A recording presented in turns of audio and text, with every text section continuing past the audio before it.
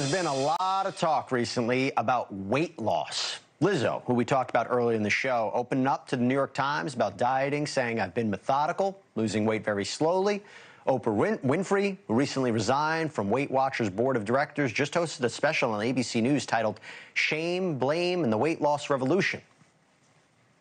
In my lifetime, I never dreamed that we would be talking about medicines that are providing hope for people like me who have struggled for years with being overweight or with obesity.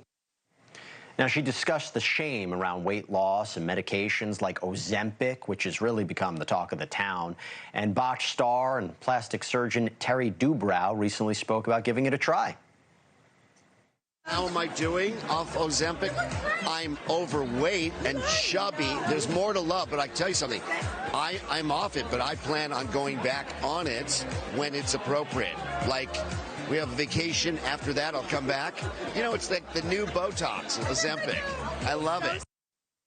Okay. Now, listen, obesity, we know, can be linked to leading causes of death, including heart disease, but apparently so does intermittent fasting, which is, exploded in popularity over the years.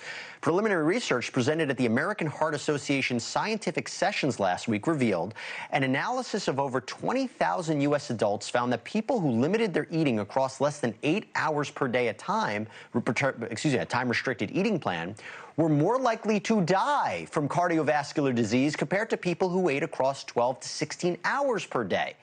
We should mention that this study was not presented in its entirety nor peer-reviewed, but of course, it makes your ears perk up a little bit when you hear this or you see a headline like this. So what do we make of all of this? Well, helping me to figure it out, joining me is Dr. Sue Decotis, a board-certified medical weight loss specialist in New York City. Thank you so much for being here. I'd like to start with the intermittent fasting. I do it. I'll eat like my dinner at 5 or 6, won't eat the next day till 11, 12, maybe 1 p.m. This is dangerous now? Well, the study showed, they looked at 20,000 people, and there was a 91% increase in cardiovascular disease in those patients that ate within an 8-hour window. And, less, 66% that ate in a 10-hour window, which is what most of us do. So that was really of concern, and I was a little skeptical, but it was 20,000 patients. Yep. The problem with the study is that we don't really know what those people were eating. And we really don't know how many of those patients had cardiovascular disease to begin with. So it's really something to think about. Okay, good. So I won't jump off of that just yet. But Ozempic, become the talk of the town, very trendy. You heard Dr. Dubrow mentioning it, comparing it to casual like Botox. Are you concerned by that language? I'm really not, because I'm a medical weight loss specialist in New York City, and I use Ozempic, semaglutide. I use Wegovy, Mounjaro, which is generic as tirzepatide, and Zepbound. These drugs are highly effective of not just getting people to lose weight, but to lose fat. And of course, we see a reduction in cardiovascular disease. Obviously, there's approved for diabetes. People have better mental acuity when they're using these medications. And it's a myth to think that these drugs cause muscle loss. They really don't if they're used properly. That's the key. That's the key. When you say used properly, we have a minute left. What do you mean used properly? What should they not do? What should they be mindful of? Well, in my practice, I make sure that every patient is weighed on a body composition scale. So we look at body fat composition, muscle mass. Patients have to be extremely well hydrated. That's very important, sometimes upwards of a gallon a day. And I think also we have to get the body fat down to a pretty low level, maintain the muscle.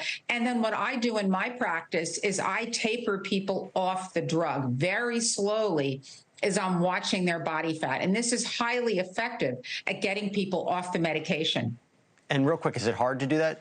To get them off of it? It really isn't. The patients just need a lot of encouragement. We have to watch their diet, make sure they're getting enough protein, and they have to come into the office and get weighed.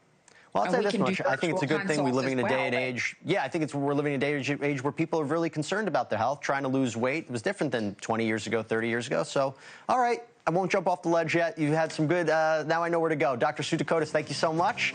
Thank you for watching. Go to NewsNationNow.com to find NewsNation on your cable provider. And don't forget to click the red subscribe button below to get more of NewsNation's fact-driven, unbiased coverage.